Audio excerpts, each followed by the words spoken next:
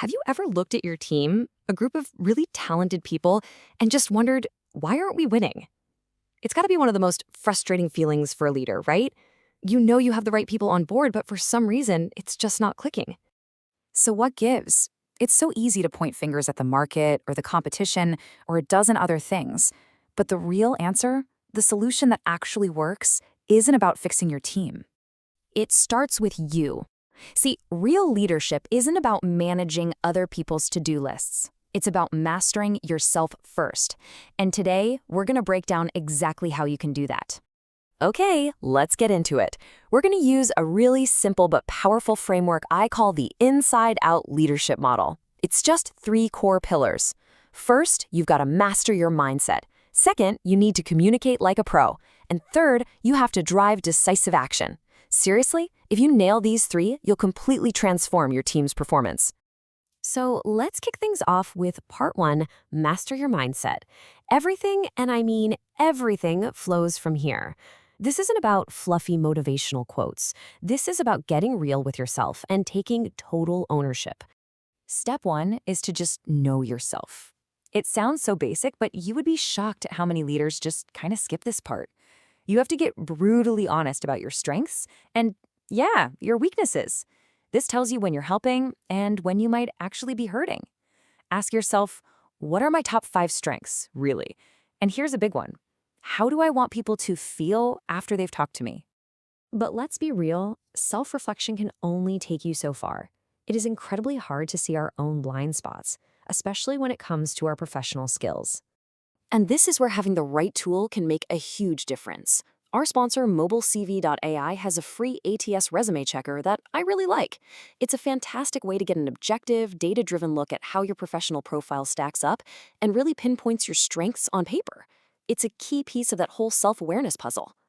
Now, mastering your mindset also means looking in the rearview mirror for a second. It's all about accountability.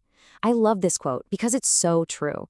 Good leaders don't run from their mistakes. They lean into them because that's the only way to grow. So here's the play. You've got to let go of the past by owning it. Take full responsibility for your mistakes. Say you're sorry if you need to. And whatever you do, do not shift the blame. When your team sees you do that, it builds an insane amount of respect and creates a culture where it's safe for everyone to be accountable. All right, let's build on that and move to our second pillar, communicate like a pro. Once your head's in the right place, you need the skills to actually connect with your team. This is where leadership stops being an idea and starts being something people can see and feel. You know, the biggest mistake I see leaders make is confusing telling with leading. When you just tell people what to do, you'll get compliance, sure, but you might also get doubt. But when you listen and you guide them to the solution, that's when you get real belief. You get ownership. They're not just doing the task, they actually believe in the why behind it. Another game changer is communicating your expectations with total clarity. Please stop ending meetings with a weak, any questions, because almost nobody will speak up. Instead, you need to practice what's called active feedback. Go around the room and ask specific, targeted questions. Make sure everyone is truly on the same page. This one habit will save you from so many headaches down the road. Think about this for a second. About 75% of resumes get rejected by software before a human being even lays eyes on them. It's this invisible barrier. Well, your team faces invisible barriers too. Maybe it's personal stuff, unclear directions, or just plain burnout. As their leader, your job is to listen with enough empathy to see what's really blocking them. And that leads directly to respecting their time. If your expert tells you a task is going to take a week, trust them. If they tell you they're drowning, listen. You have to understand that they have whole lives outside of these walls. Trust and respect, they aren't nice-to-haves. They are the absolute foundation of a high-performing team. Okay, so you've got your mindset right, and you're communicating like a champion. The final piece of this whole puzzle is part 3, drive decisive action. This is where the rubber meets the road, turning all that great internal work into actual, tangible results. Look, great leaders make decisions, but they aren't reckless. They follow a clear process. First, they acknowledge a decision has to be made, no kicking the can down the road. Then, they weigh the outcomes, they assess the risks, and only then do they make an informed choice.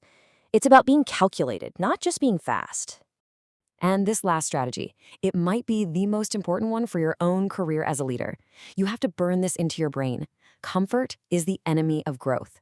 And trust me, your team is always watching you. So why seek out new challenges? Because it's how you grow as a leader, plain and simple.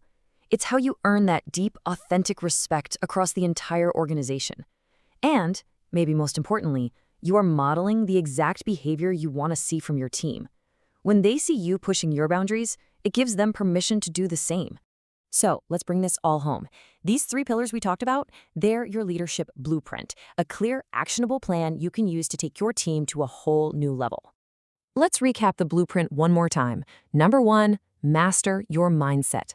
That means self-awareness and accountability. Number 2, communicate like a pro. Connect with people using empathy and clarity. And number 3, drive decisive action. Turn that vision into reality. Look, this isn't just some interesting theory to think about. It's a call to action. So I'm going to leave you with this question. Based on everything we just covered, what is the very first tangible thing you're going to do to become the leader your team truly needs?